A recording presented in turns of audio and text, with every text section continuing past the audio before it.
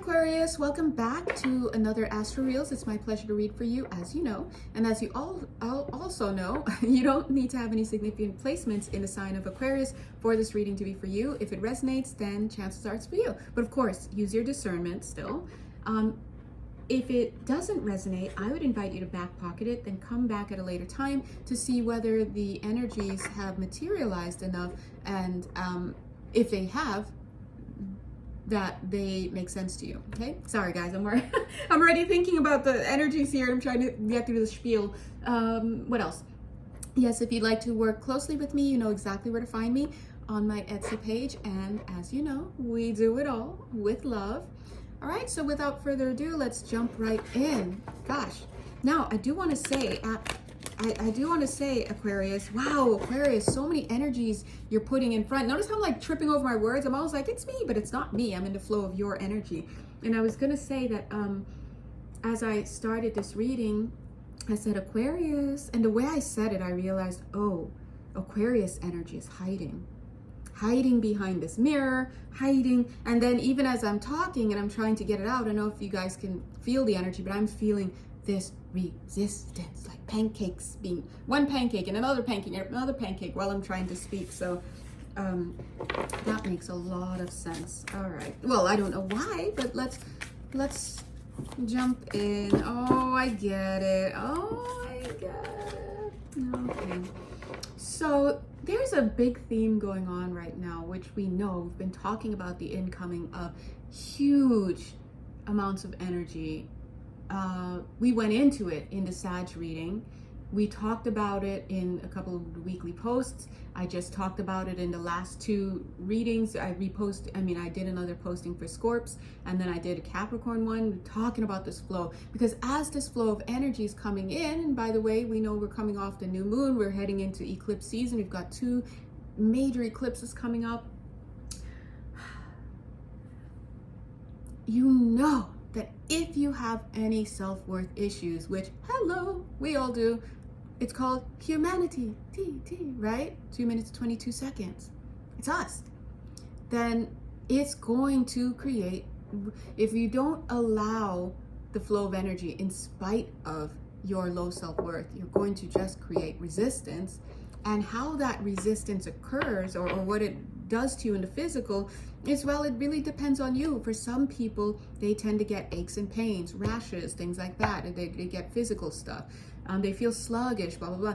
Then others of us, I get this a lot, emotional stuff come up, and then, we're weeping, and then we're this, and we're that, sorry, Cancer North Node, shout out. But anyway, right? And so, and then, of course, I don't really, but for some people, yeah, it could be like, let's say accidents, things like that, because it's energy, right? That is just like you saw how it was building like that. I couldn't even get my words out because the words were being blocked. So Matt they were showing me a perspective of this loving energy coming through, cosmic energy, this cosmic love. This is high vibrational energy coming. And so whenever you have high vibrational energy coming in, if you have lower frequency energies, which we all do, shadows, negative thought forms, things like that. Some of you have attachments. Wow, some of the words I heard, no, I can't say it. Attention deficit disorder, ADD. Some of they're saying some of you have ADD. Now you can do ADHD. What is it? There's another one. Was it inattentive ADD? So whatever it is, these things you're gonna get thrown off if you're not careful, right? Because what's the holdup? It's very, very simply the lack of self-worth. Why? Because you're hidden, unconscious, and for a lot of us, we know when we're moving with low self-worth. We may not necessarily know where those beliefs got crystallized in this lifetime, or reinforced in this lifetime, or initiated in other lifetimes, or just whatever, right? The card that fell out said, you see clearly now, right? Ow, whatever this card is pinching me here. But let's take a look. But we may not necessarily know where and blah, blah, blah it started or was crystallized, but we know we have low self-worth, especially when it manifests in different parts of our life. And if it's manifesting in one part of our life, it's just there, right? And so the thing about that is when you feel low about yourself, you're going to automatically have feelings of low, like not deserving, like I don't deserve. So when you feel like you're unworthy, that's low self-worth. I'm unworthy. Why are you unworthy? There's the implication that I feel unworthy because I'm bad, right? That brings shame. Because I've done something bad, that brings guilt. And that one right there is all about those lifetimes learnings of things. And guess what? If you feel that you're bad or that you've done something wrong, then guess what? You're going to condemn yourself. And then 5 minutes, 55 seconds, what happens when we condemn somebody or ourselves? We punish them, right? And then even if when you're punishing somebody, by definition, you're withholding from them the things that will bring them pleasure. So long story short, a lot of us have this habit. I have this habit. I know for sure. A lot of you too have this habit where anytime things start feeling good or things make you feel good or something, you may try to block it. It's called SS, self-sabotage, right? And so people self-sabotage all the time. And so these things, we are made to understand them in terms of psychology, but please understand that it goes beyond that. It's energetic, right? But it can all stop when you really put conscious mindful effort into reinforcing the idea of innocence. And the best way that we can do that, because sadly, most people can't just be like, oh yeah, I'm innocent, bye, right? Rainbows and butterflies. No, they've got to chip away at it. That's what we're doing all these lifetimes. If you come back, we're chipping away a little bit more and a little bit more at it, right? But you chip away at it, and that chipping away could look something as simple as like, I know that anytime I go to let's say get a house. House. This is the example coming. Anytime I go looking for a home, I just know myself, I'm going to try to self-sabotage myself. So I have to watch, because I noticed that this isn't me, by the way, but I'm just saying this is the example, because I noticed that anytime I'm looking at housing listings or rental properties, that anytime something pops up that I'll really like, I'll notice I drag my feet on it. I'll notice I pick it apart, for some of you who are very critical, right? I'll notice that I put myself down and think, oh, well, the landlord is probably not going to want to rent to someone like me, or I'll go on a spending binge. Like I'll go and I'll commit to taking a vacation somewhere. So now, boom, my money's gone. Or even what's even crazier, guys, not crazier, but crazy, like crazy, but what's even more like, annoying about it is that sometimes your beliefs are held so deeply that without your conscious mind consent at all, this happens a lot for a lot of people, the matter around you changes to manifest and to bring into your life a manifestation of your own low self-worth and your own self-sabotage. Guess what happens just as you finally get that bonus that you're going to use towards that awesome place? Your car breaks down. Say what? Right? And you're like, how come every time I get money, this pops up? And then your well-meaning friend is like, oh, well, hold on a second. Maybe, and we can all continue this sentence, right? Maybe you should change the way you look at it. It's not that every time something good happens, something bad happens and you have to lose that money. But instead, God knew that something was going to come up, and so you got that money for that. Whatever. In some cases, that is actually the case. It's an individual thing. You have to look at the person's soul contract. But many times it is self-sabotage, moving from the unconscious. And this is why I drive it home all the time. And sometimes I don't want to put it out there because I feel bad because it sounds like it doesn't have empathy and this and that and then blah, blah, blah. But when you understand energy, you understand that when people are like, why is this happening? I didn't choose this. Why would I choose to have this person do this to me? Why would I choose this why would a kid choose it? You have to understand that we're souls that have lifetimes of, let's just say, baggage.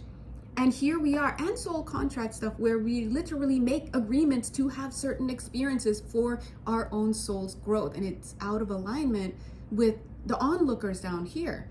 Sometimes you're the onlooker of your own life, and you're like, why wouldn't you choose to marry someone like that?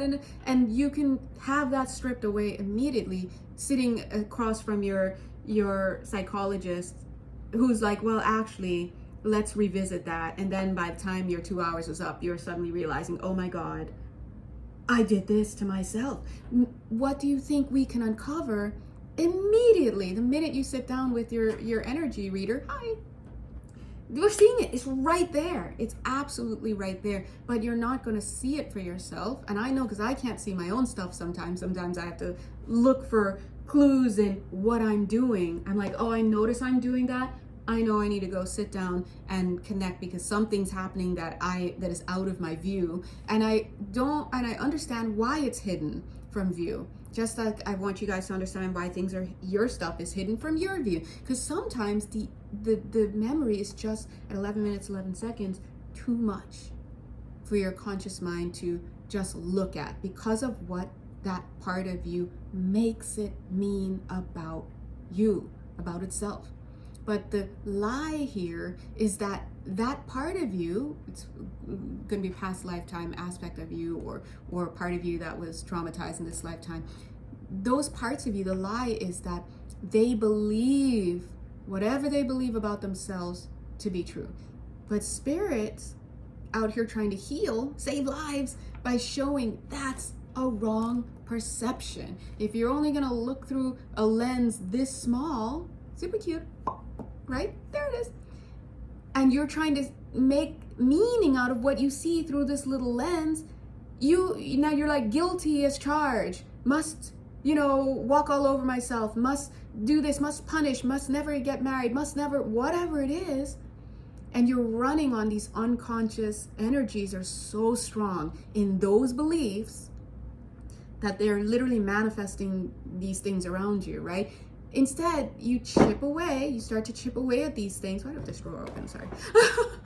You chip away at these things by reminding yourself, oh yeah, that was another lifetime, or that's this lifetime.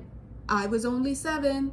I didn't have the wherewithal to understand, right? You have to chip away at these things logically, because all that we ever actually suffer from are just the manifestations, people, places, things, situations, ideas, the forms that are built upon false beliefs, period. These beliefs are so embedded that that's why we keep coming down here to kind of like do our thing, right? Kind of like do our thing. What does that even mean? But do our thing, experience, but also to give ourselves a break. Give ourselves a break. G-O-A-B. Go-ab. Yeah, just go-ab. I don't know. Later I'll be like, what was that stupid idea that I came up with earlier? Give ourselves a break, right? So this card has been peeking through a lot lately. Peacock peeking through. It came through a lot in the Capricorn reading as well. So Spirit is saying you see clearly now. They're like, listen, we just told you what's going on. You are just holding yourself hostage over something that you perceive that you're guilty of. But the thing is that the you that's doing these perceptions isn't always the you personality at the conscious mind level. It's the other aspects of you that you're carrying in the unconscious or subconscious, whatever you want to locate that as, right? Depending on what system you're using there. And so the point is that you have to practice self-love. So gratitude is like a get out of jail free card in any given moment. No matter what you're feeling in a moment, get out of jail free card. That's it, right? Oh shoot, trust in divine detours. That's an energy coming through this week. Again, truth transcends illusion. Go check out the weekly post. We talked about all of this, right? Laying a solid foundation. And most importantly, give yourself a break and take the time to let things air out, work things out, all right? God bless you. You know where to find me if you need anything.